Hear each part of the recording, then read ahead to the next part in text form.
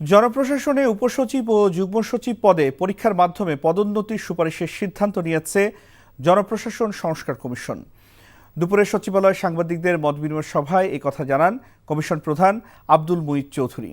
বলেন, চাকরি ও পাসপোর্ট পাওয়ার ক্ষেত্রে পুলিশ ভেরিফিকেশন প্রথা তুলে দেয়া এবং সুপারিশ করা হবে। রিপোর্ট করছেন রকুন উদ্দিন।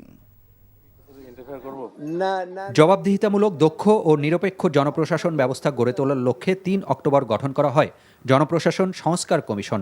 ১.৫ মাস পর মঙ্গলবার সচিবালয়ে দায়িত্ব পালন করা সাংবাদিকদের সাথে মত বিনিময় করেন জনপ্রশাসন সংস্কার কমিশনের প্রধান ও সদস্য সচিব। এ সময় সাংবাদিকদের পক্ষ থেকে বিভিন্ন মতামত তুলে ধরা হয়। তার প্রেক্ষিতে কমিশন প্রধান জানান, পদোন্নতির ক্ষেত্রে পরীক্ষার পাশাপাশি উপসচিব পদে প্রশাসন ক্যাডারের জন্য ৫০% এবং অন্য ক্যাডার থেকে ৫০% নেবার সুপারিশ করা হচ্ছে। সুপারিশ করা হবে পুলিশ ভেরিফিকেশন প্রথা তুলে দেবারও। পুলিশ ভেরিফিকেশন একটা ম্যান্ডেটরি, এটা আমরা রিকমেন্ড করতেছি। এটা থাকবে না, কোথাও থাকবে না। আপনি নাগরিক পাসপোর্ট নেবেন, আপনার নাগরিক অধিকার। পরীক্ষা ছাড়া কেউ হবে না। পাবলিক সার্ভিস কমিশন পরীক্ষা নেবে এবং ৭০ মার্ক না পেলে প্রমোশন পাবেন।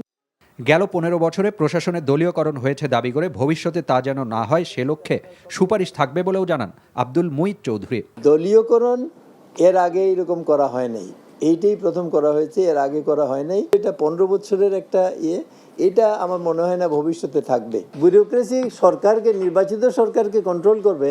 This is contrary to democratic values. Faridpur ও কুমিল্লাকে আলাদা বিভাগ করার সুপারিশ করা হবে বলে জানান জনপ্রশাসন সচিব।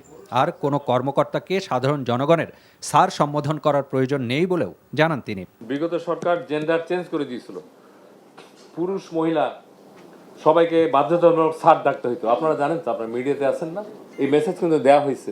মেন্টালি তারা এখন প্রস্তুত যে ভাই ডাকা মানে অসম্মান করা না, ভাই ডাকা মানে হলো আপন হওয়া। আর আপনারা মেয়েদের ব্যাপারে বলি, মেয়েরা তো আমরা ম্যাডাম ডাকলেও খুশি, আপা ডাকলেও খুশি, সবচেয়ে খুশি হলো আপু।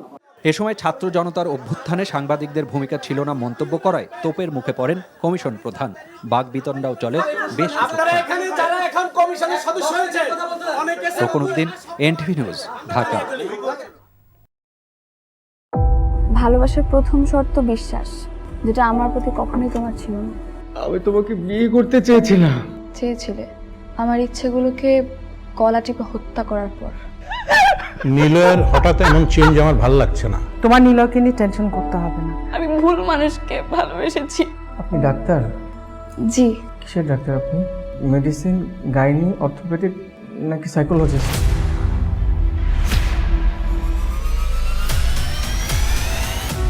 ভাইয়া খুব ইন্ট্রোভার্ট। ভাইয়াকে নেশার জগৎ থেকে ফিরিয়ে আনতে হবে। আমার মনে হয় কি তোমার রেগুলার অফিসে বসা উচিত। সব তোকে সামলাতে হবে। এরকম কেস না দিন দিন বেড়েই চলেছে। আপনি কি আমার উপর রেগে আছেন? পৃথিবীতে কারোর উপরে আমার তেমন কোনো রাগ নেই। নিলয় যেন কোনো রকম সিন ক্রিয়েট না করে। আপনি কি সব ভুলে থাকতে পেরেছেন? প্রেম এবং ভালোবাসা খুব পবিত্র, সস্তা কোনো কিছু না। আমি তোমাকে হারাতে চাইনি Preeti. Love is not enough in the world.